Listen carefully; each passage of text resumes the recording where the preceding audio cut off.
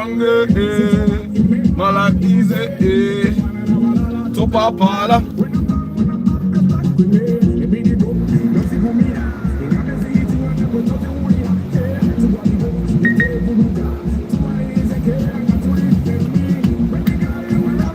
Good morning, Martha. How are you? Director Martha Academy in Namamukono. 25th December, how are you?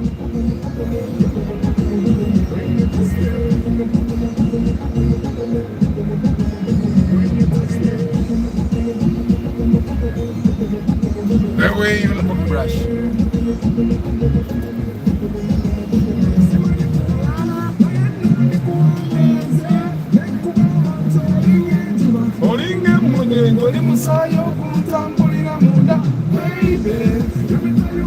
Good morning, good morning, good morning. Today is a bright day. Started off as a very cold day, but apparently it's going to be good. Omusana kwa seneje mfa yona yona omusana kulaga kwenda kwaka.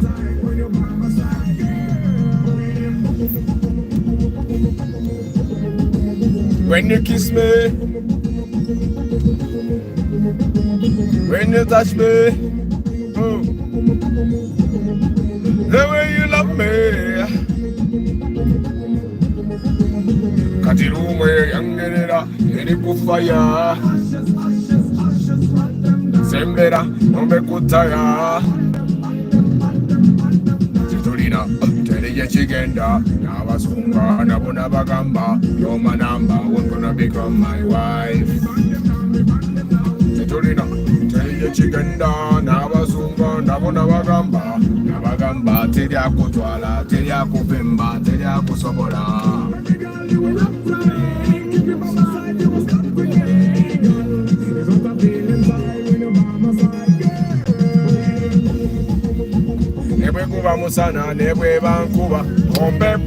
Good morning, Starch. How are you?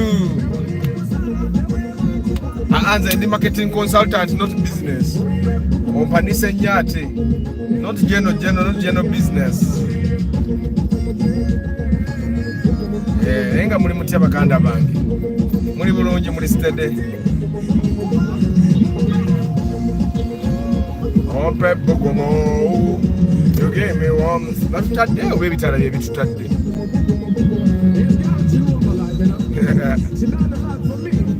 So I do the simple thing for her. Cause she gave me warmth. Everything she do give me warmth, you know. Checho chako la mpe bogomo. Muwede yo. Okay, man.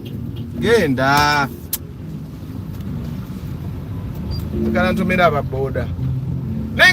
Good morning. Today we are talking about service recovery. Today is Marketing Tuesday, Market Tuesday. With another style.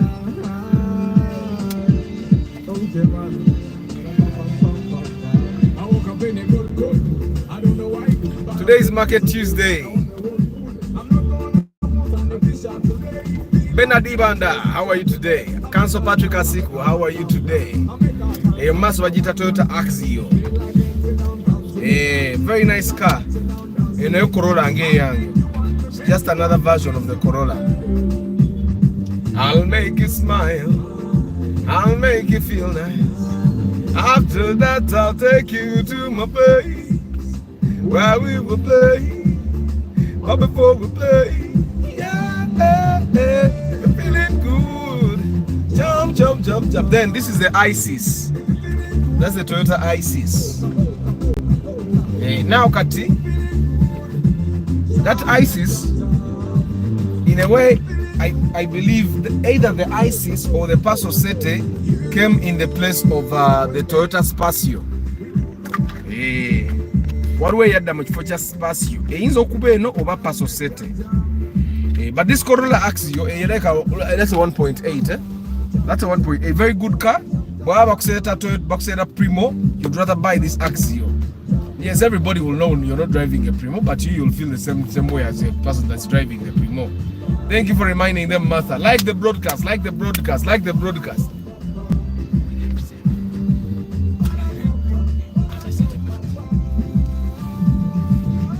If you're feeling good, jump, jump, jump, jump. Yeah.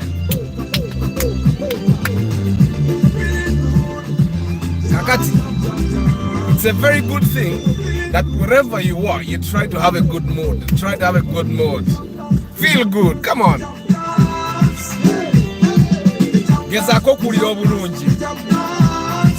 If today is not good, tomorrow will be good. Eh? What is that?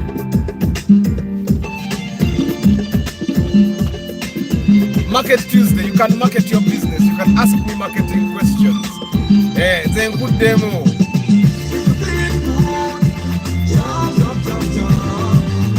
If you're feeling good, boka, boka, boka, boka, boka. Good morning, Chris Fitness. Yes. So today we're going to be talking about service recovery. What is service recovery? So you know how you provide a service or a product to a customer, and they are not pleased with that service. Let's say I help you inspect a car, and you're not happy with the inspection I've done. Everything I do,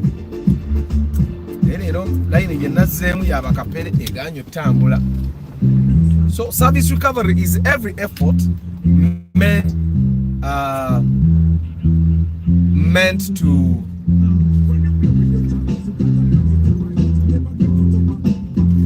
make it up to a customer. Every effort meant to make it up to a customer is what we call service recovery. So during service recovery, we strategize to make sure that the customers that were not made happy the last time they tried to get our service, we try to make them happy. So that's service recovery. That's what we're going to be talking about today. Line here, luli yagana okutambula. Era olwenjifuddemu etambudde. Kwegamba sijja bikkiriza kati ate eri egenda kutambula naye bannange mwe bantu mmwe, learn patience, don't be like me. Learn patience.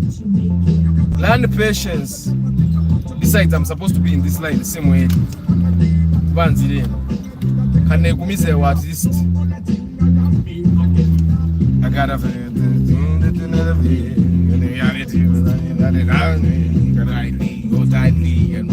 mighty, never know what makes you mighty.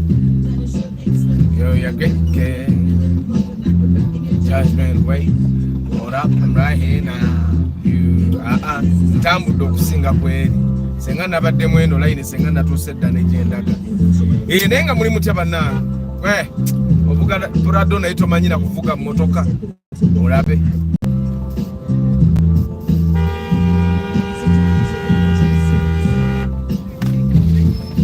wayigira we mmotoka tumala bakubira ngombe mu okutereera muddayo mu paso.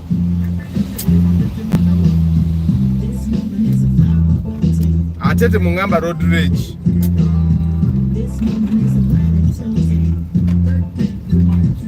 Abantu amba inasookera mu paso tebalina kujja mu Prado. Ali mu Prado enyinde mutawaanya.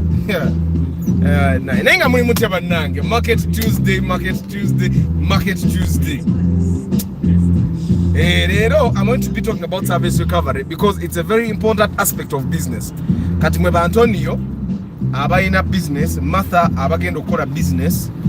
Of course, basically in Uganda, buli muntu at least one time you're going to actually start a business. One time you're going to start a business. And you will need this piece of information that I'm going to share today. Because without service recovery, you may end up losing all your customers. What we have done was Toyota Kuluga yesterday. Was it you, Council Patrick? Yeah, you can't talk about Kuluga million $15. Nganamu.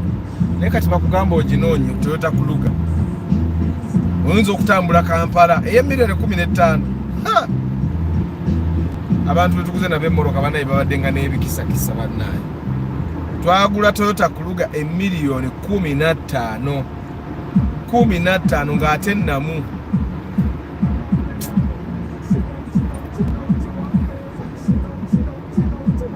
Batatela. Yeah, so we are going to be talking about service recovery. Service recovery are all efforts made by a business, made by a business to make it up to their customers. Now, you don't make it up to someone that is already happy with you. You make it up to someone that is not happy with you. When, for example, you provide a service to a customer and they are not happy, they go away sad, frustrated. You need to put things, a budget in place, you put measures in place to make that customer happy. For example, when I got Mpeo on Friday, as a business owner, you need to have something in place to make sure that that customer actually comes back. Now, if you go to the comments of a video, you know TikTok is too engaging. Abantu ba commenting, but when you go to the comment section of the video, you realize that there are hundreds of people that have been made unhappy. Okay?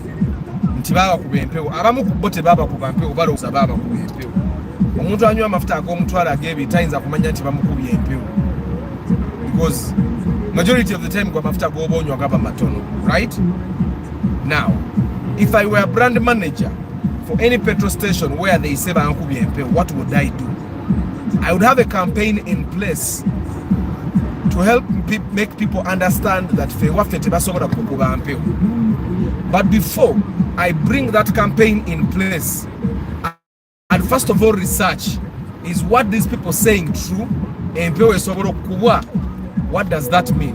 That means that I would engage all my technical people, the people that understand how these machines work, and they will tell me every loophole that happens with these machines, every loophole that is in these machines that someone can take advantage of to cheat my customers. I don't know if you get what I'm saying. So service recovery is a very big process. For example, it starts with you researching why are the customers unhappy. Was it our fault? Was it their fault? If it was our fault or their fault, how do we solve it? Now, with the petrol station thing, I'm trying to take the side of the petrol station, imagining that the petrol station is not to blame. That the petrol station, the brand, has no knowledge of this. Now, because the is very important. You're going to need this piece of information if you ever start a business. Now, majority of people think your customer needs to mutage customers don't work like that. Losing customers, even if you lost a customer, one customer every month, it will be like you fetching water and putting that water in a basket that has holes, which would be a very, very, very bad thing. Ideally, you should be fetching water at a tap, a bucket that has no holes, whereby when you fetch water, all that water stays in the bucket. I don't know if you get what I'm saying. However, if you keep losing customers, you're fetching water and putting it in a whole basket. That's where you're putting your water. So you don't want that to happen. You want to keep every customer you get. That's why my goal is to always make sure that my customers are happy. If you're going to buy a car and you really want the car, I will make sure to call you and tell you know what, this is what I think. Why? Like for example, we the gentleman we were looking for a Spacio old model on, was it Thursday? We failed to get a car. He had gotten a car that he really, really, really liked, and on Saturday evening I called him and I told him, because initially this gentleman had a budget of 9 million, okay, but looking at his status, we failed to find a car of 9 million that will satisfy him, a car that will not disturb him.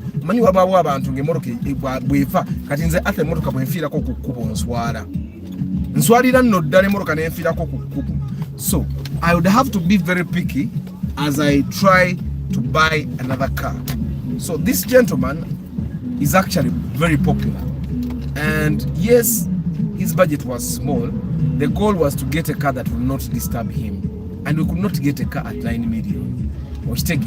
So someone had a car at 14, one NZE 121, very nice car, but this car had its own challenges. The challenges and the budget that we were buying this car at were okay, they were very acceptable. Like if you're going to buy a car that ideally would cost you 20 million and someone is selling it to you at 18, and it means they are leaving 2 million for you to try and fix whatever is wrong with that car, right? Now, there was another twist to this car. The twist was that this person wasn't paying. The car was being sold to him at 14. The ideal budget would be 16. But this person was still not selling, was still not paying the entire 14 million. He was paying 9 million and given a period of about 5 months to pay the balance. Now, we all know that for someone to give you 5 months, that's something that rarely happens, right? So, of course, these terms were very juicy. So I talked to this gentleman on Saturday. I told him, yeah, you're buying this car. In a way, I felt like if you're given 5 months, and this gentleman had already told me in the next 1 month I can have like 15M. For me, my goal was that if you can get 15M in the next 1 month, why not wait and you make 15 million and then you buy a car that you can buy cash, you get. And yeah, so the gentleman said, I really need a car to be moving around now. And I told him, okay, if you really need the car, then just buy the car. It will have a few things to fix, and of course you're getting it at less than market value, so it's okay. So we agreed. So now this gentleman comes yesterday. Yesterday was meant to be payday, and I told this gentleman, you know what, for you to be happy, completely happy, get someone else to look at this car. So he had a relative that helps him make decisions, and this relative came to help him make this particular decision. Now, the relative had very little knowledge about cars. It's a fact. But siri makanika nengo bawo omuntu ajjaye nayogera ku motoka ngulabira ddala yate talina knowledge. You get it? You know the top cover. The guys that know the top covers. Joshua nchimanyi top cover ojimanyi.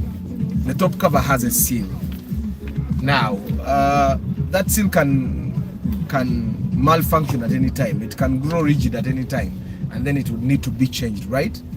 So this gentleman, he has an atunia top cover seal. But I think they opened the top cover, replaced the top cover, but they put a lot of silicone on that pin. So this gentleman came and looked at this top cover. Nagamba in the moroka ya chamuka. Nagamba in the moroka ya chamuka. Nagamba mutabani we tojigula. Washitegeera. Now this was a very old gentleman. I normally want to continue respecting people. I told him, you know what, Muzei, let me show you moroka bwe chamuka nje basumulula. So normally when a car overheats and it has really overheated badly, they'll take the cylinder head off, reface it, put a new gasket. Now the cylinder head is way down there. So anyway, I told this gentleman, you know what, your dad really has a bias towards this car, and this gentleman had already told me the dad kind of wanted him to buy another type of car, which not this type of car. And yeah, so I just told him, you know what, don't buy. Lucky enough, this car was bought that yesterday. Immediately someone else wanted the car, so I told the owner, normally when nzolaba bojogule moroka, even if you say bogamba moroka yo nga sijagadde, I normally would not allow you to buy that car. Why? Because if you drove that car from here 10 kilometers from here and the tire burst, you would say Arthur moroka yo na sijagadde. So I just told them, you know what, just don't buy this car. Let me read this comment. Good morning, Africa. Karota Matovu Jude, good morning. Nsereko Starch, as we jump and share our businesses, Banang, let's like at least the channel Banang. It won't take our mobile money pins. Let's not be mean. Just a humble request. Amina, thank you, Starch. Guys, let's like the broadcast. Find the like button. It's probably here or here. The like button is here or here. And if you can share, go ahead and share. So, we're doing service recovery. And I find that if, for example, this gentleman bought this car and he was not happy with it, what would I do to recover that? Because service recovery, we call it service recovery, but it's not really service recovery. Service recovery is it's a customer recovery in actual sense. So it's you trying to bring back a customer, make sure they are happy with you. So if this gentleman bought this car and ended up not being happy with it, what would I do for service recovery, for example? I basically help him recover his money. That's why when people buy cars and I help them do pre-purchase inspection, I don't allow the sellers to write the agreements for them. I make sure that I write the agreements. Why? Because I want to make sure that the terms that are in those agreements are in our favor. Normally, if a seller writes an agreement for you, the terms will favor him or her, not you. So we write these agreements favoring my person, the buyer. One of the very serious clauses I put in those agreements is that should transfer of ownership fail, the person selling the car to us will refund all the money to us. Let's say we buy a car 20 million and the transfer process fails, that person has to give us back our 20 million. Now, that clause helps in two ways. One, if there are brokers involved, this person will not sign this agreement because he has given brokers a lot of money. Two, if this car is not straight, this person will not sign the agreement because he will not sell to us a car that is not straight. Three, if he knows the transfer process is not good, this person will not sign the agreement because he knows he's not sure that the transfer will actually go through. This all is protecting you as a person. So in a way, I try as much as possible to avoid having to do service recovery for the love of cars. The same thing we do with Dynamo. I'll tell you, for example, with Dynamo, we are only paid after we are successful. We are only paid after work is approved. So we never really need to do service recovery. It's the thing I've been talking about with, for example, our Ugandan builders and mechanics. If you have gone to a garage, those guys will tell you, mechanic atayo nona. Nebo ayo nona ngulabira dada ayo nonye. They will tell you mechanic atakola chi. Mechanic atayo nona. Nenga we all know mechanic ayo nona. The builders. A guy will build your building, the engineer will build, and after that building falling, you cannot get them to refund your money. Which is why we need to have clear contracts with these guys that they give me a warranty of 6 months. For example, there will be no leakages. For example, if someone roofs my house, there will be no cracks in my house. If the cracks happen, I sue them and they give me back money. You get? But why should we even go there if you are a customer-centric organization? You get? Me, I'm a customer-centered person. I love customers. You get? Isaac, good morning. Karemire Gordon, good morning. Deep in Coffee, good morning. Omeja James, good morning. Me, I don't have the like button. What can I do to bring it back? I have to figure that out. It should be there. Wilbur, good morning. Moses Heath, good morning. Tarema Samuel, good morning. What was how to get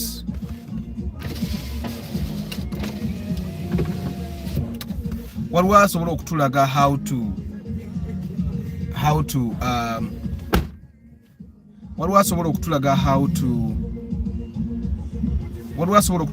to get like button. What was how to get the like button?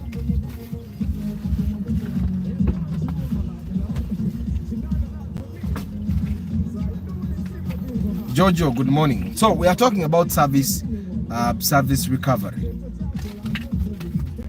And when we talk about service recovery, I've said these are all efforts made by an organization, made by a business to make it up to a customer that was initially not happy or that was made unhappy by the quality of service provided, by the quality of products provided to them. So any effort you try to make it up to a customer. Let's go back to our relationships. In our relationships, you're in a relationship with a girl, with a guy, and along the way as you're dating, you do something that makes them really sad. And you decide that, okay, I've made them sad, So I am going to take them out to dinner, or I'm going to buy them a doll, or I'm going to buy them a gift. Now, everything that you're doing in that process, Martha Abagambe, just press X. Are you sure, Martha? The X will stop the broadcast, not so? Nenga, you guys try pressing the X. So if, for example, your partner is not happy with you, everything you do to try to make them happy again with you, like from the time of you starting to think about a gift, to you going to buy the gift, to you surprising them with a gift, everything you do is what we call service recovery. So that is what we call service recovery. Now, why is it important to businesses? Because you don't want to keep getting customers and then losing them. You don't want to keep getting customers and losing them. It's very important that you always remember that. It's good. When you get 10 customers, keep the 10 customers. Just increase the number. Get the 11th and 12th probably. With every customer you get, make sure you just double the number. Don't even lose even a single one of them. Deep in coffee. Are you asking me the device I'm using, or you're asking Martha?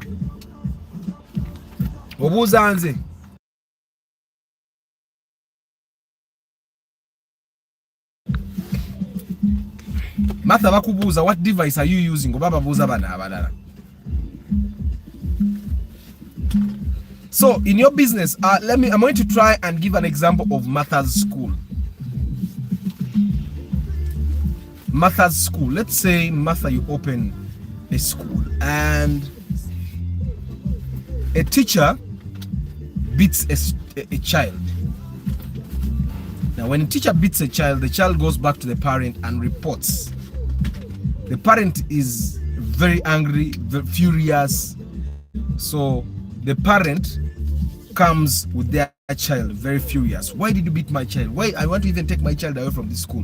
What would you do, Martha, in terms of service recovery? Martha, tell us, what would you do to recover that customer? Mukubye omwana, mzadde munyivu, azaba game n'omwana wange ngenda mutwala. What would you do to recover that customer? What would you do for service recovery? What would you do for service recovery, Martha? And Joshua, you're in a garage. You guys have fixed someone's car. You have fixed the engine, and the engine blows again within a week. Customer calls you very furious. Mwakanika ingini yange temumanyi bye mukanika. Ingini yange zemu nekuba. Mwanzija kakakadde kalamba. What would you do to recover that customer? What would you do to recover that customer, Joshua? Because Joshua, you are an automotive engineer. What would you do to recover that customer? Martha, now example yonji kubadde. Abatala ba like button bakwesa Android. Oh, bye Ragnar. Be good.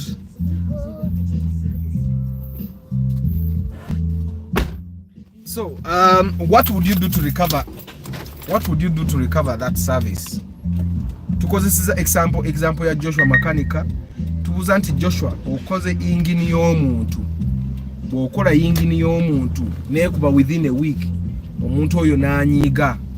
What would you do to make that person come back to you? Netukozesa example ya Martha. Mukubye omwana omuzadde munyiivu nnyo. What would you do to recover that customer? Aleme kutwala mwana we mu ssomero ddala. Tuli mu kusoma service recovery, guys. For the guys that have just joined, we are covering what we call service recovery. How do you make sure customers come back to you even when they are sad or angry with you? Administration will talk to the parent politely. That's the only thing parents want. Only show up.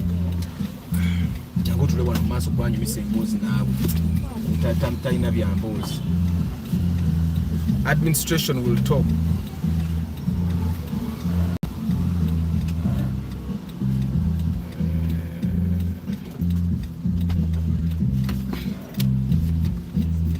Deep in coffee wa iPhone. Deep in coffee wa iPhone. Deep in coffee wa iPhone. Martha, you have not recovered service. Where you can't tell me. You can't tell me nti mukubye abani. Nzize nyize ndi munyivu nyonyo ngate ungama nti you're going to talk me politely. Does that Martha gwe kuba mwaka fananyi nga mwana ugwe bakubye? Nga mwana ugwe bakubye. Would talking to you solve the problem?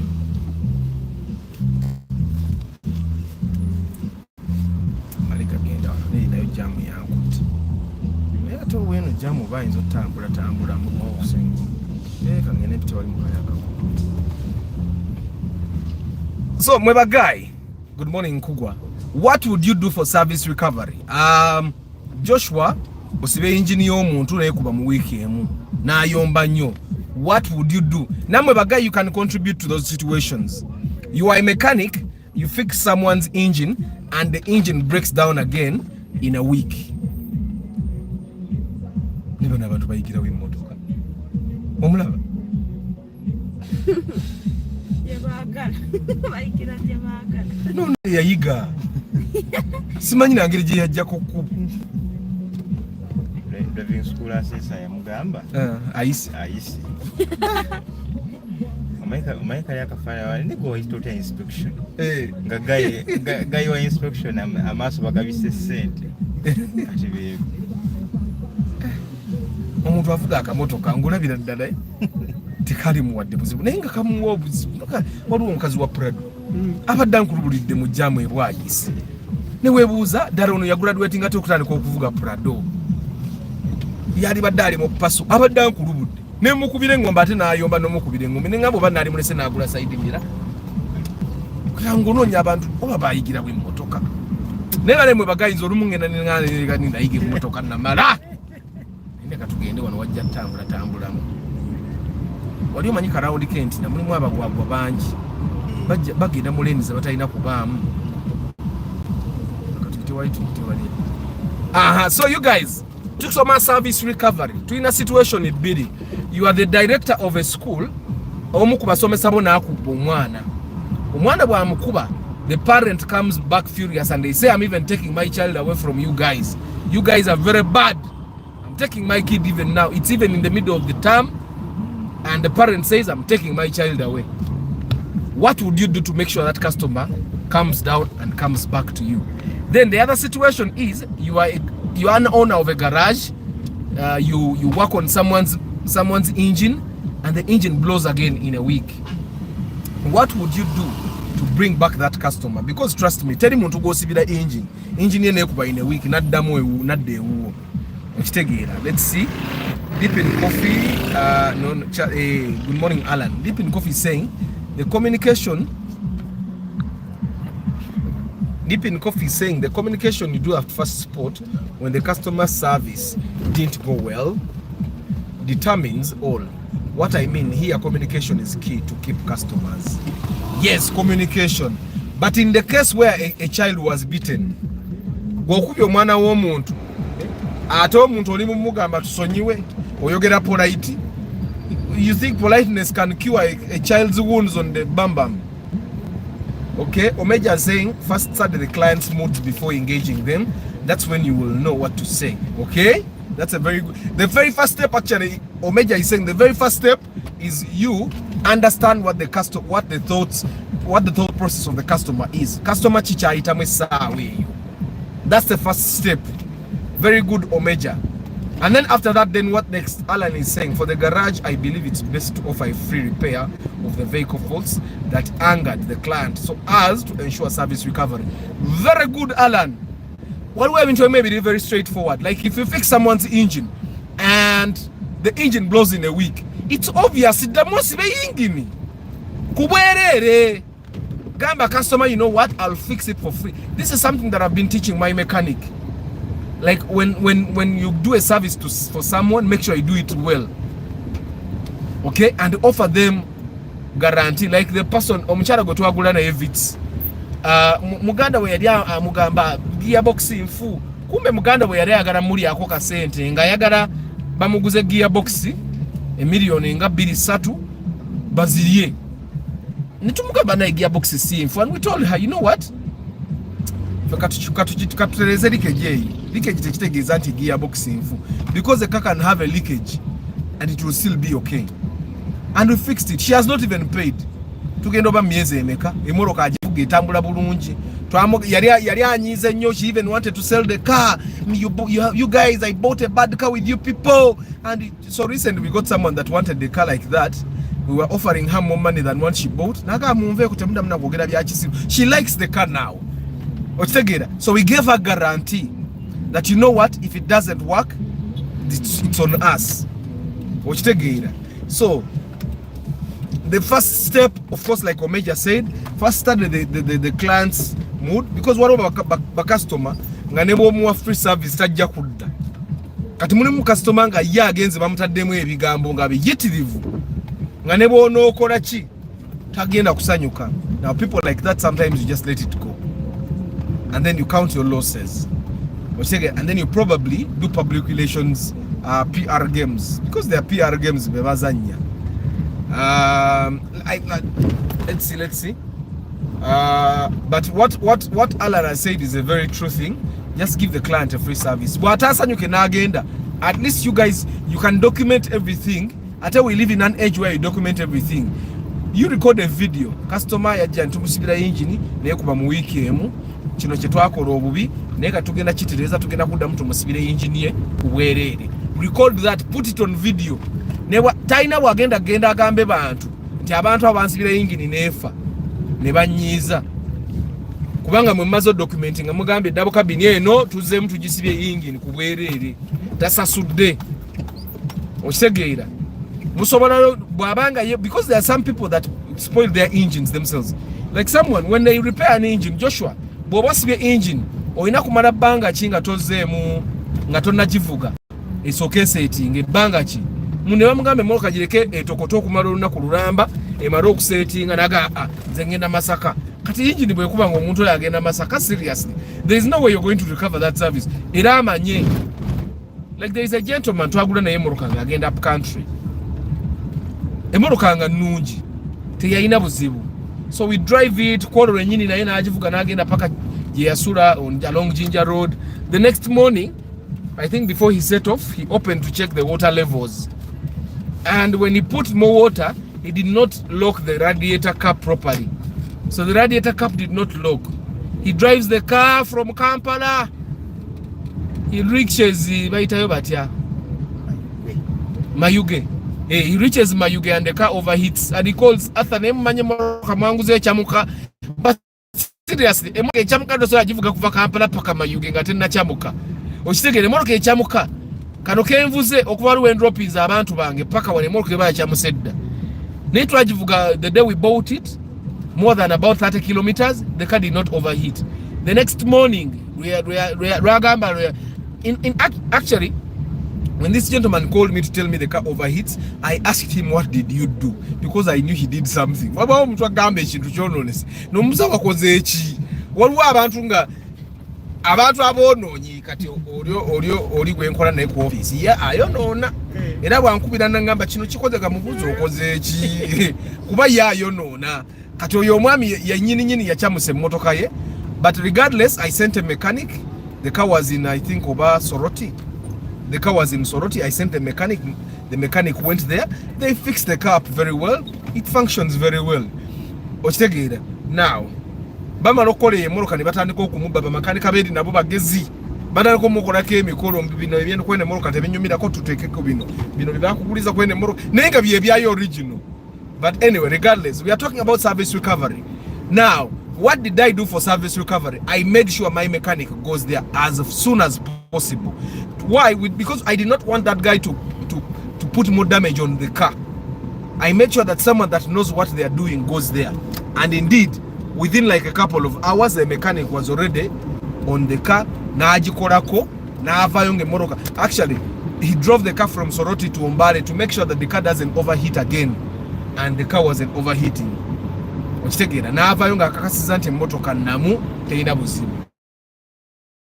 kati oyo omuntu emotoka ine kakati akyagivuga, but we know that that person yataasaanikira kisaanikira kya radiator, ontegeera, emotoka ine emukyamukako. Kale ngenda kusoma comments when I can. Martha is saying, Arthur, obeera oyagala tukuwa embooko naawe okuba school teacher. Martha, fenna abazadde ogenda tukwata bulungi okusinga kaawo. Ekyo ekibuuzo kijja kunnyiza ate bunyiza. That thing happened to a certain school and the parent wanted to slap the teacher who beat her child. Let me tell you one thing, Martha. Ebibuuzo bwe bityo tebabibuuza customer. A customer gives you their money. A customer gives you their money. Kakati waliwo andi emabega asinika amannyo. I'm doing the speed limit. Guy andi mabega akube ngombe nkole ki? Should I go beyond the speed limit? Aisiza ne ku left. Ne kuba lina speed limit ya speed 7. Ndi mu speed 7. I'm on the right lane. Kitegeeza abali on the left lane balina kuba slower than me. Balina speed ya 4. Kati onavuga gaya. Gaya ziyisa bwefa. Bwefa ngeyisa abantu abamu bali badde bamanye ennaku ya ate nno mukazi tasibye na musipi. Bwaba waliwo afanda alabe emmotoka ogirabe essaawa eno omukazi oyo tasibye musipi, ali mu emmotoka yembi tasibye musipi, ayisa gwayisa ali ku speed limit, alinga alinamu obunyonyi. Like button, tap the 3 dots on the right corner menu that includes the like button on the top. Thank you very much, Enoch. Baba gamba nanga bagala okulikinga the like button, hit the 3 buttons. Bana mwe bantu mwe bobovuganga bypass. The speed limit is 70. Tewalanga wakupapya bobovuga 70 woli we otovaawo. Tewali alina kudduka kusinga. Olina waddeme n'omutomera n'omusenda senda n'agweri. Lwaki adduka okusinga nga speed limit ya 7? Already oli ku top speed. I'm at the top speed atompisa. Service recovery. Martha mbadde nkyakugamba, one way you're going to recover that customer is by first of all find out nga what way omeja yagambi, try to find out what the customer is feeling at that moment and relate bine bintu bataddeko bipya the rail guards obiraba. Try and find out what the customer is feeling at that moment, okay, and try to relate with the customer. Once you have related with the customer, then try to find out how you can ask them. Tomulowolezanga gwe Martha bogambe gwe olowooza tukuwe omugo naawe okuba omusomesa. Ekyo ekibuuzo kya kinyiiza. Gwe buuza omuzadde, how can we make your experience better? How can we make it up to you? Bwana kugamba nange kankuba omusomesa mugambe oli muntu mukulu tuyinza obutasobola mukuba naye obadde oyagala tukole tutya. One of the things you would do is actually suspend the teacher for like 2 weeks or a month. Mususpending kuba n'omusomesa alina okuyiga nti abaana tebabakuba. By the way, Martha, gwe nga director w'essomero njagala oyige kino olwaleero, tebakyakuba baana z'abaana bange gye basomera n'okuba omwana bakugobe actually ne bw'omubogolera bubogolezi n'agenda n'agamba omukulu w'essomero nti teacher gundi yamboggoledde, bakugoba because omulembe guno abaana baffe bategeera okusinga ffe bwe twali tutegeera. Nze Abana alina ebintu byategeera nze bye saali tegedde. N'akyogera n'ogamba kati Abana kulole yaŋŋambye football is good, it makes you stronger. Nemugamba but I'm strong. Nemulaga body. Nanga daddy, you're not strong. You take a lot of energy drinks. Energy drinks are not good for you. Kwegamba ina bintu bya reasoninga. Nga fe twali bade tu reasoninga. Kwegamba akimanyiza amanya agange gava mu energy drinks. Okitegeera. So kati abaana bo bategeera, you can talk to them nicely. Okitegeera. Leka bazadde bawe babakube nga bali ewaka. Waye mama waabwe mero. Owulira nze abaana abange gye basomera naawe omuzadde bw'okubira omwana wo ku ssomero omwana bamugoba naawe ne bagoberako. It's a very bad example. Simanyi oba muntegeera.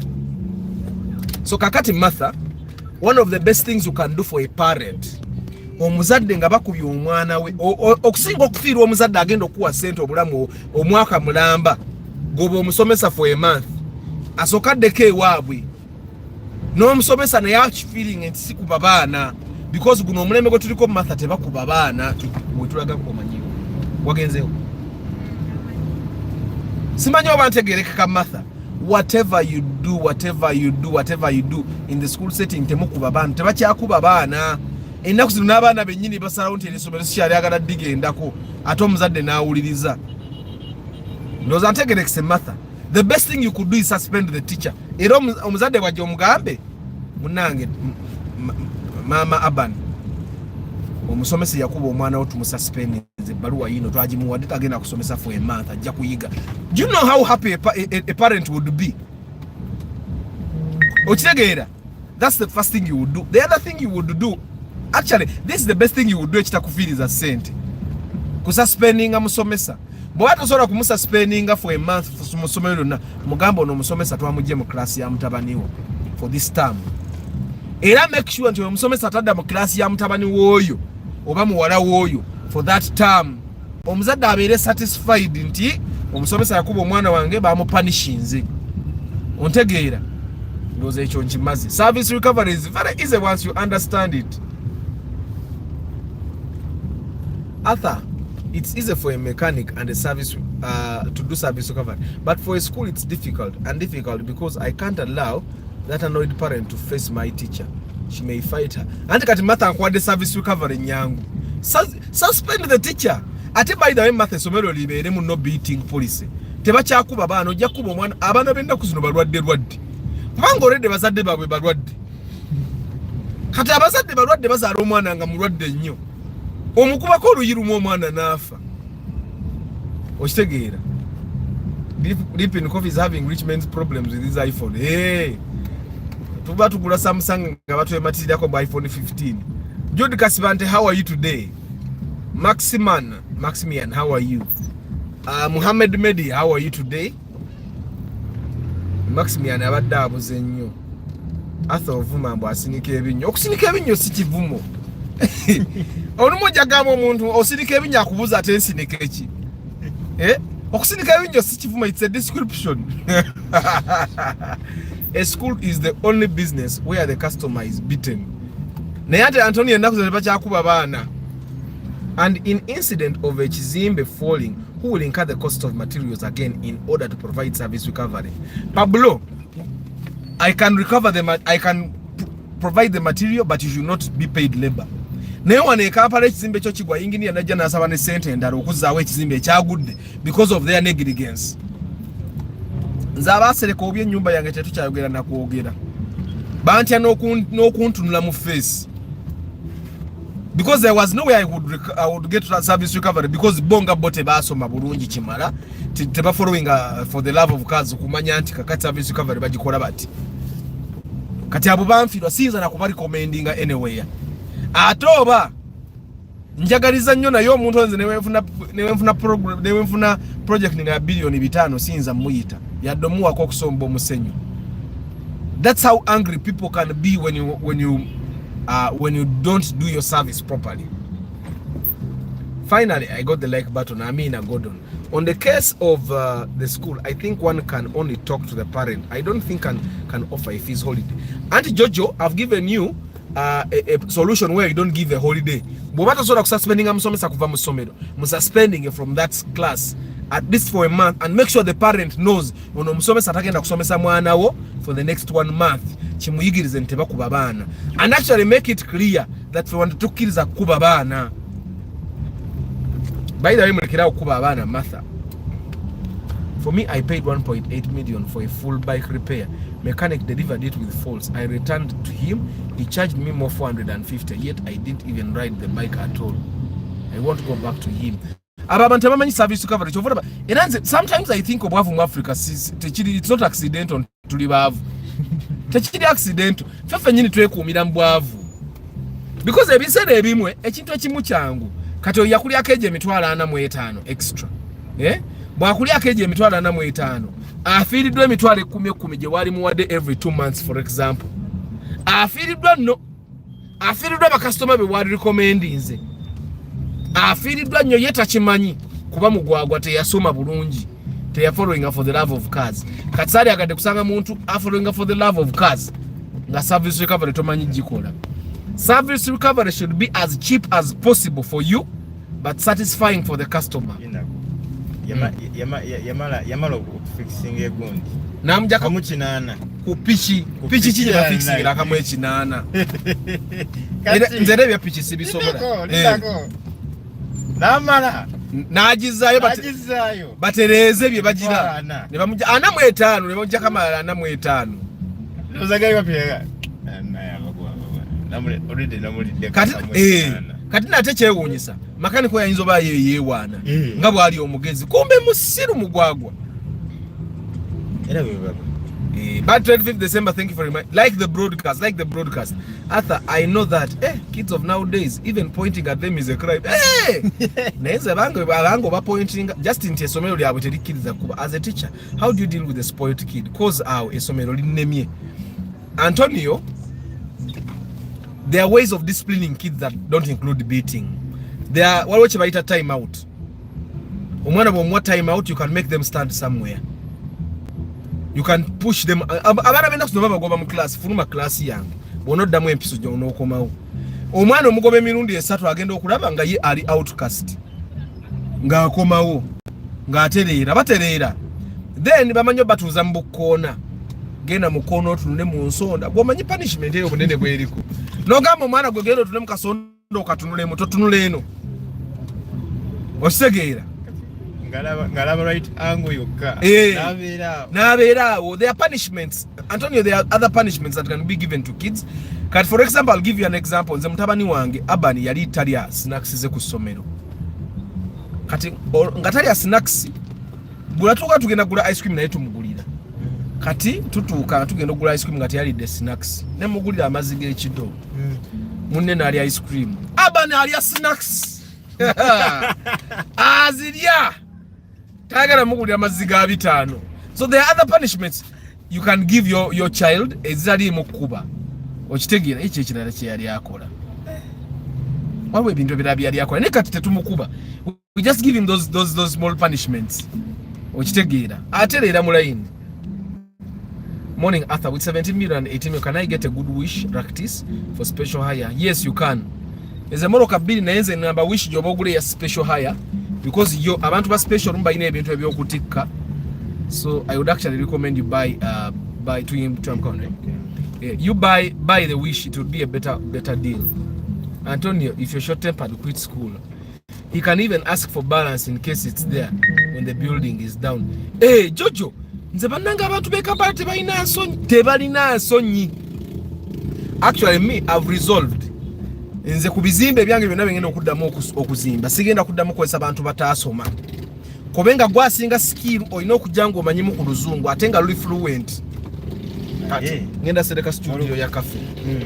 Omuvubuka nange ntiddemu. Omuvubuka amanyi nnyo oluzungu agenda okugisereka. Naye gwe ngenda okukozesa kuba nange baba bampa emirimu gya katemba. Bagibuusa bali bonna abatamanyi luzungu ne bagiwanze. Ate ne njikola bulungi. Kati muvubuka muto naye ngenda kugumuwa. Why? Abantu abataasoma abo abeefuula nti bamanyi nnyo bayina experience nyinyi bankozeeko emikolo.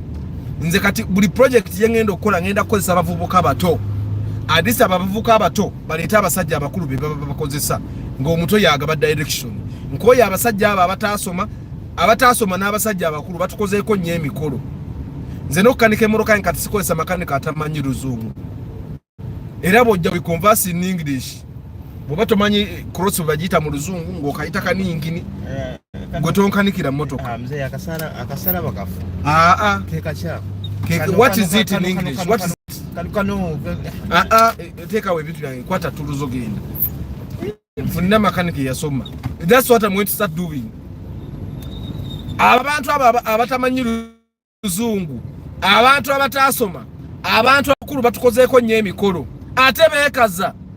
Ate abantu abantu bagana okuloga. Bakutuuza mu ddagala kuba tusobola kuŋŋamba gasudde ekizimbe kyo. Ate nodamu n'omuyita. Ate n'omuyita bulungi omugamba kati ate nze saayita muzeeyi. N'akomawo n'addamu n'ayonoona. Agwe. Watu tekyali ddagala. Kyali ki? It was support for the family. Anze sikyaddamu kusa. Ate kati nze nalaba lwaki abasajja babeera ne project ennene n'ataba ba family member b'emirimu. baba bamukolako emirimu kati jjukira olugwe nawagundi eyo emyango nanvuma n'okunvuma nga tanaba kumpa myango gyange naye nga ndaga sirina magezi amba ogwasooka yesalira ssente kyokka nandaga nti emyango gyange agikozeko emitwalo 7 50%, naye ng'era nvuma.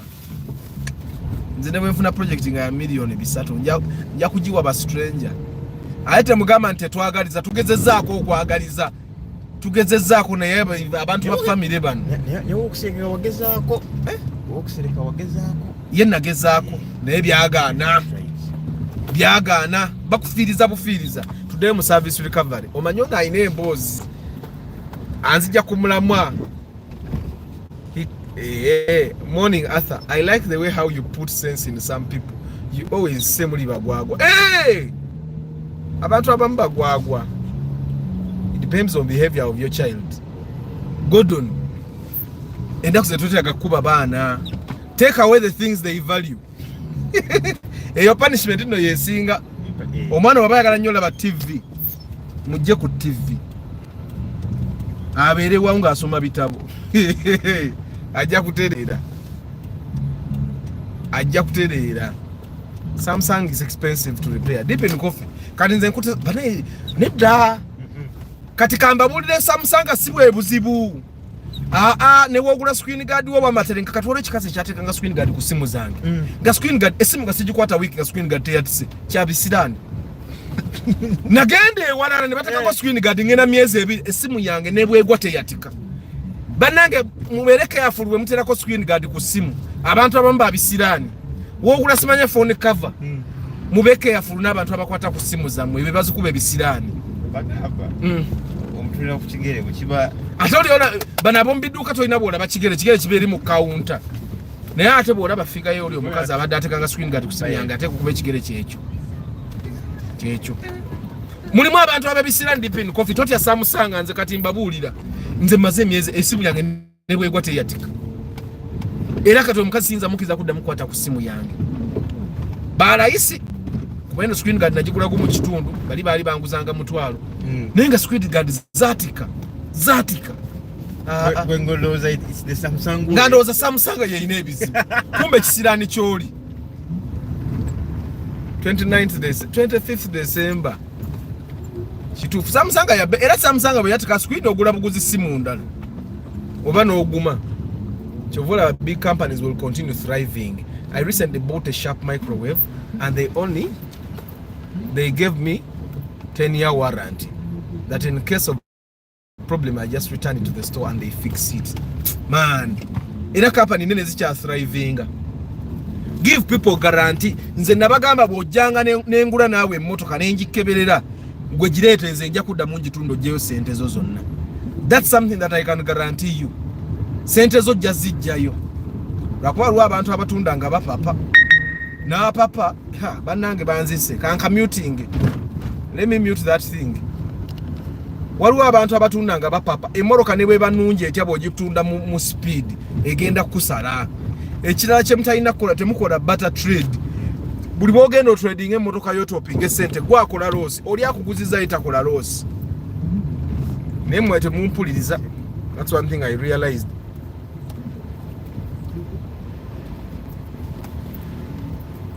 Mwenga mwe mwine ebyamwe bye mba mwagala. Yeah, service recovery ndoza tutegeraganye mu service recovery. There is always a cheap way to do service recovery. There is always a way to do service recovery without you losing money.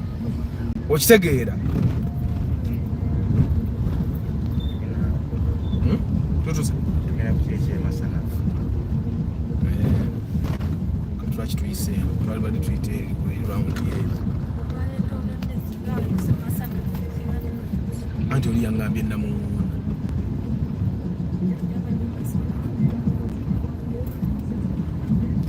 Arthur, not every school does that. Abange gye basomera teri muzannyo baba wutula. Naye nga Antoni ekintu ky'okuba abaana tukirekera awo. Bw'oba osobola otwala omwana musomero gye batamukuba mutwaleyo. Estimu y'omwana buli bwe bamukuba ekka. Nze teri kyakkakanya estimu yange nga kunkuba. Batandika okukuba notandika olowooza oba olidde ofe. Notandika olowooza oli kisirusiru. Anti omusomesa alina ebbeetu. bw'omutunula olubi nga kkuba, bw'osika sokisi obubi nga kkuba, ka buli kimu bakkuba n'otandika okulowooza oli musiru, esitimu yebeera crushed. Bannaye bwemba musobola otwala abaana masomero gye batabakuba, mubatwale eyo. Nze nange abaana bange tebajja kkubwa, nze nsobola obbakuba kubanza omwana wange nja munnyonnyola nkukubira ki naye omusomesa tannyonnyola ng'oba bakoze ki oba wakoze ki oba wakkubwa emigo tagisukka etaano nengenda gye nasomera elevu nebalyoka bakulaga tuddawa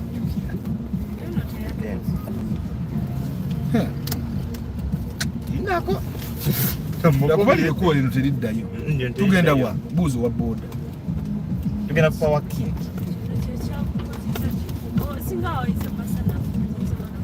Anti tuwana we tusobola okudda inaite tuli tugenda wa nawe tomanyiyo bw'oba ova ku bypass eri ovuga ekkubo lyabadde limu kutuuka ku gundi nga ova ku bypass kati gwatubuzizza oba abantu abamu bakulirawa bannange babeerawo nga tomanyi kibuga nga nemasanafu tomanyi obudde bwabadde bwakumakya bawakinga erinkayi. Other some kids are naughty. Those punishments are not worth it, I'm telling you. Martha, katika nkuwire ekintu kimu, abazadde bebonoona abaana. Abazadde nze nyina abaana bakyala ewange ng'abaana balina omuzannyo gw'ekisiru, abaana balina ebintu bye bakola ebitategeerekeka, kuga they would be bad influence to my sons. Nga saagala babeere n'abaana bange for a very long time. Era bagenda okuva nga abaana bange bayisa obuyisayisa obw'ekisiru, okitegeera kiva mu bazadde. Kati gwe at least you can maintain at school omwana nawe nga bwabeera ku ssomero. It's not your goal to make the child a better person. It's their parents. Your goal is to make sure that the child in school behaves well. Banaye temukuba baana. Ojja kukuba omwana azirike. Mulimu n'abaana abeeziriza. Kati Abani yalinga tayagala kulya sinaako. Manyi yakola obukodyo bungi. Abani ng'atuuka n'agamba the stomach is paining. Ng'olubuto terumuluma. Ng'alimba nga tayagala kulya. Ne mutwala ne mu sikaani nze saagala kuzannya. Ojja kulya sinaako. Ne bamukolako sikaani. Tugenda kuludya ewalubya mumanyi tubadde tukyalina okweyongerayo eri ate oyo taba namuŋŋoona oyo aba kasubi.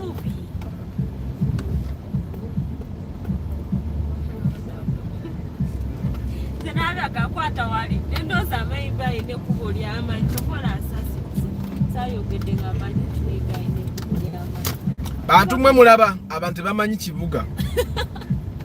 Tebamanyi kibuga. Ne kati muba kutula mmoloka etali mu full tank. Senga teyasise dda. Ebisinga binenge gye bifaanagana kasi. Ate na mwina weda mwogera masanafu. Oweda temwogera masanafu mwe. Ate nde tulina masanafu. Mwina nedda. Mwina ekibuga temukimanyi.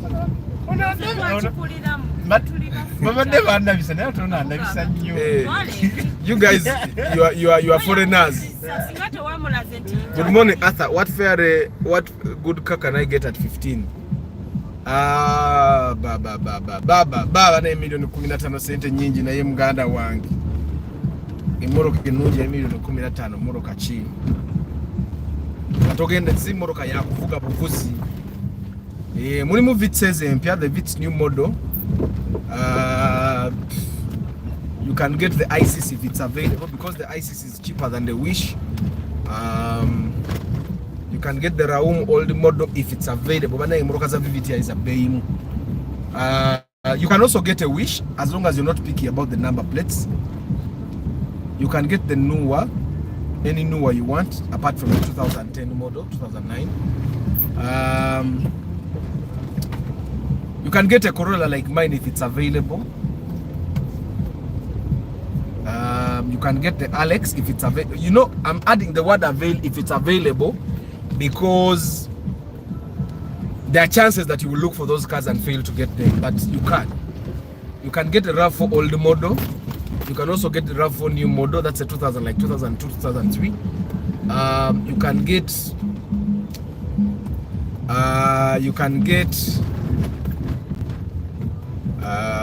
Bobate wero na nyo primo old model, so primo new model, so you can also get the primo old model, even super over ordinary.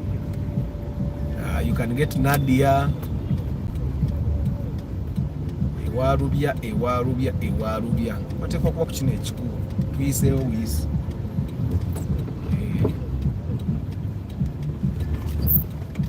Twise always chinech ku. I remember na chama yoko. So waliyo ne church y'abananka ya Ethiopia sicho. Tediweri. Ne ebala ya Power King. Teri warubia. Soke tugende tuke wali stage ya boda tukuze. Umanyichi.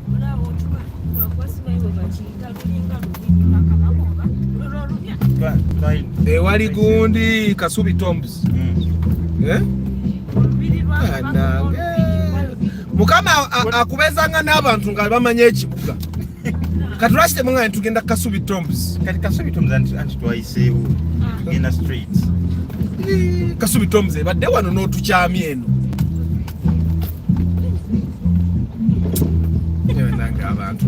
In this world,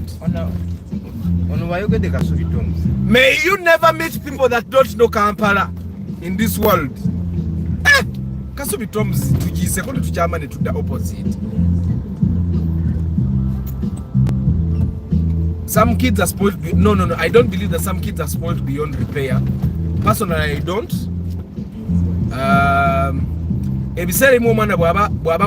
You can do things like suspending them. You can actually suspend a kid for a week. Mama ino mugamba, umwana tumususpend is for a week because I name pisembi. Ngatomu kubye. Bwokola bino ebyomusomero binane bigana, you suspend the child. Ne mama omwe baluwa ategeerwa kyo mwana wa suspending idwa. It's important because omwana ne bono omukuba ku ssomero nge wakaba bikkiriza empisa embi bazikiriza omwana tajja kutereera. The goal should be to fix the child ne waka mu suspending adeye wa mama we mama wategeere nti omwana bamugobedde kino mama we nalabe kubanga mwina omwana mwina mbatere mutereza concurrently otereza ne mama naatereza bana isola kusoma comment because of the son naye munyumiro ka music kuchi Abani omutwala musikani. Abani yalitayagala kulya mmere. Yatayagala kulya sinaka mumwe mmere akomba kukatonagala tusoma kizipaining. Yakikolera nebbanga. Kati nga ne musomero abasomesa bagamba bw'abatayagala kusoma agaze stomach is paining yine bamutana afulumebwe nagenda nazanya ne mutwala musikani yeje bakole yabakaze y'olubuto ultrasound omusawo yakola sikani nagawo no mwana talina kimutawanya abalimba yali yakikola keddedda kati edde yakikola nga amataga ali allergic to milk nga bulwanywa amata akola ki loza nachi mastering anti bwakyogera mpu the stomach is paining tumwesonyiwa bajja muwuliriza kati amata nagavako tanywa amata tunga mugirako ddala kati ndoza natandika kikozesa nga kyakulwanyisa lwaba alina kyayagala nga tukiganjo kikola ng'olubuto olwo lumuluma ate olwava musikani yategeera nti tumutegedde olubuto teruddangamu kumuluma teruddangamu kuba yamanya ndoza yawulira ne dokita ng'agamba there's nothing wrong with this boy kati olubuto teruddangamu kumuluma ebintu ebimu tetwetaaga kukuba abaana sometimes just invest more money kati na investingamu ebiri ekitundu eja sikani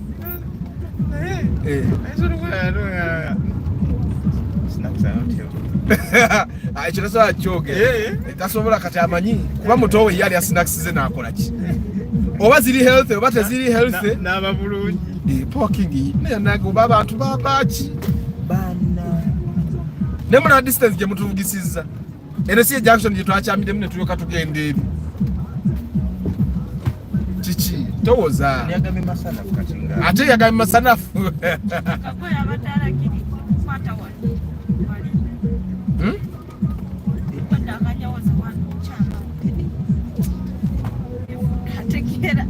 Mukama Katonda omponyanga abantu abatamanyi kibuga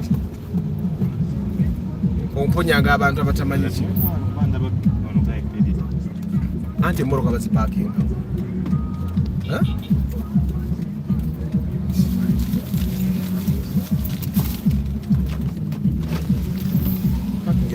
parking area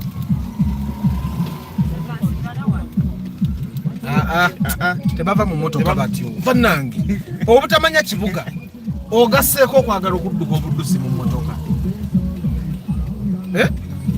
madam tonyiiga it's normal alozayika yakikola babikola nnyo batulaba bakajja mu kibuga si yanyiiga egolo bamugambye director yamugambye vaawa yakomye yatudde mu kasoona self isolation no koma wano ate ngoma wano bali abaloogi bapakinga oba blokinze parking ya loogi kino ekizimbe ekinene bwe kitekirina parking sooka ogenda obuuze oba parkinga ku kkubo neetetenkanye ekyo nakyo kimanye kale kansome ku bukomenti wano. I had a kid in my class. We used to give him those punishments and he got used to them. We changed the punishment to wearing him pampers at first.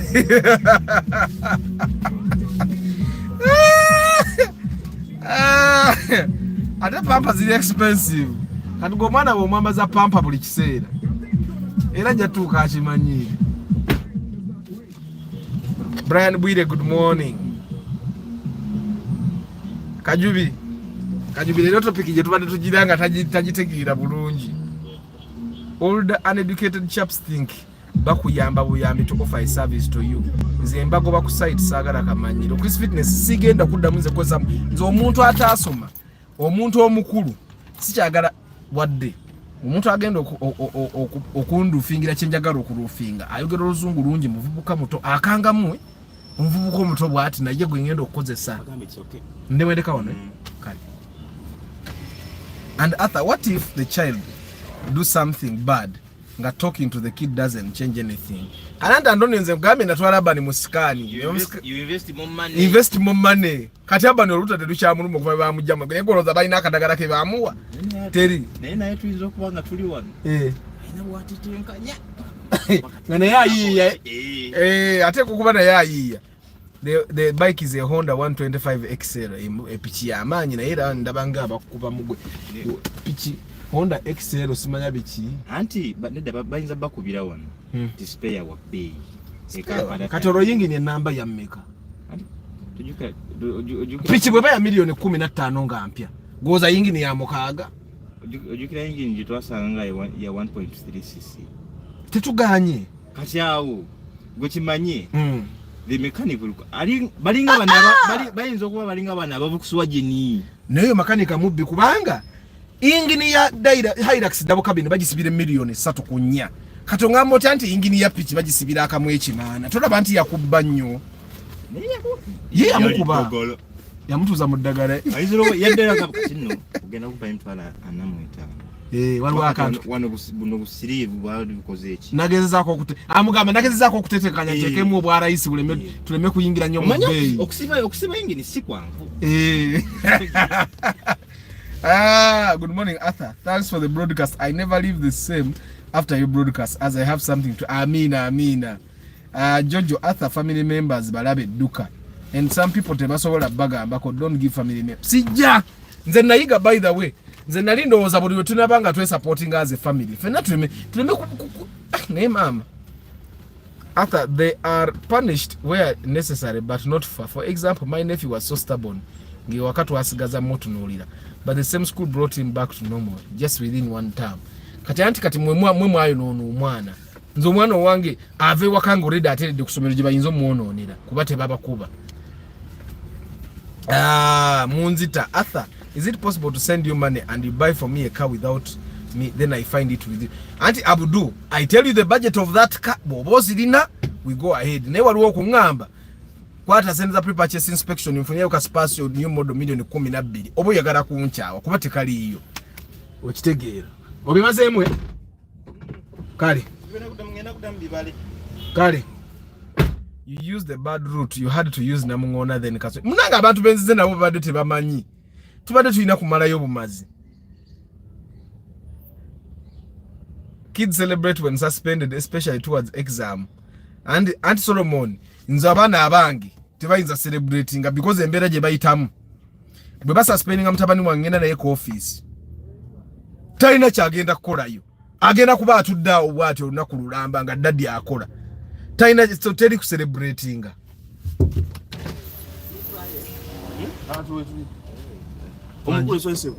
Ochali coding enkyali mukola kanzije.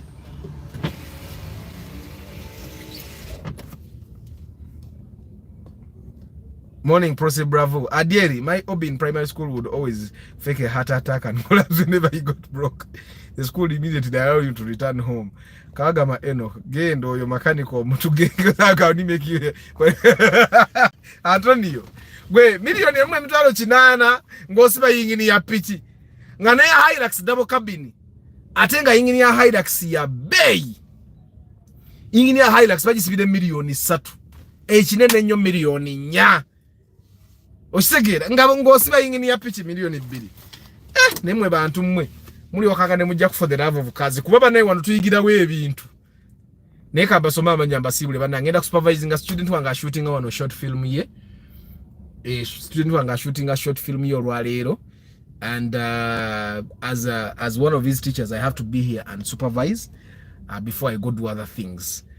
Yesterday he shot nilira agenda ku shooting era njja bayitanga abana bado ba graduating. Graduation year we're kubera 14th December. They will showcase their short film. They have a TV show pilot and they have a musical play. So and for the people that have children, I have a kids program, kids acting program. Igina tandika 1st December. Abana abo nabo bajja kuba shooting a short film nga director mwana, producer mwana, ba actor bana, sound person mwana, kuregenda kuba ya abana bagenda kujja bajja kuyiga public speaking, script writing, kwegamba abana bagenda kuba bayiga everything that you need to learn okwegamba to boost your self esteem because ebintu ebimu performing arts chebikola bi boosting self esteem y'omwana okigera nga bola bantu swimming abani auga namula bakusali na mtu ala ku swimming abani auga na akolera dada bwati ng'ekyennyanja njagala nanka tukuyiga kuuga omwana ya challenge ngate ate nga mama wagamba tanayiga ninze nganda wakati abani kafuru asobola n'uga mu ocean. Joshua Chris Fitness Martha 25th December Nsereko Starch Asiku Patrick Council wafe Africa Karota Matovu Jude Karemire Gordon Uyika Isaac Deep in Coffee Omeja Moses Antonio Semusu Wilba Moses Heath Taremwa Samuel Deep in Coffee Charles Nkugwa Mawanda Alan Kawagama Enoch Jude Kasibante Maximian Muhammad Medi Martha Director Martha Academy Pablo Henry Karemire Gordon Kisembo Jojo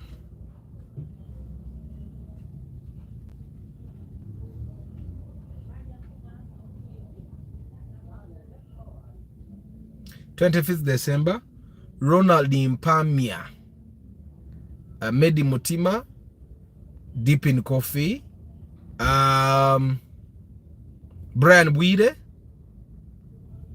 Mloza Sibama Hanaba Joshua Nejeke yona joli Emma yona joli Ntanzi Abdul Salmini yona joli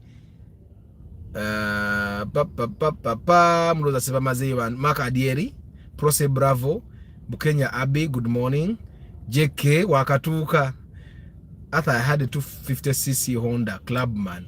By the time I had to repair its engine, the cost was 480 because I had to buy most of the spare parts. Antonio ndozo right abantu bakuba milioni 2 ngosiba yingini ya pichi. Milioni 2 mbangu ze pichi ndada. Nenga mukamba bawo mukisa naye. Let me go nkole ku mirimu jaba kama bangi. Talib Lusiba, how are you today? We bale kubera ku broadcast encha tomorrow sawa imene dakika 15. I'll see you then. May the good Lord bless you. Ciao.